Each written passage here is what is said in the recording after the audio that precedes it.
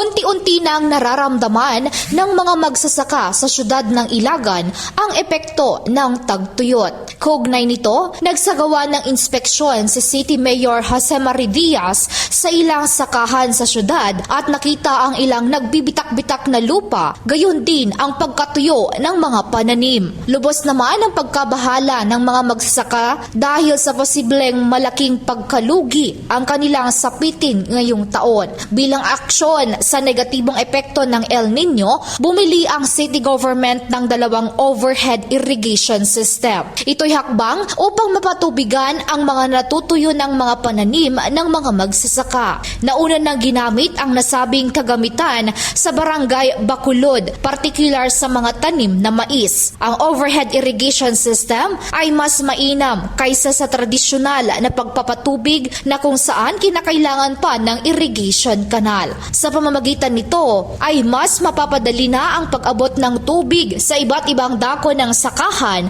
dahil maaari itong i-adjust ng 400 hanggang 600 na metro. Patuloy naman na nagplaplano ang city government ng iba pang hakbang upang matugunan ang masamang epekto ng tagtuyot sa syudad ng Ilagan. Mula dito sa Ilagan, Isabela Jardel Inere para sa Radyo Alternatibo Balita Nationwide.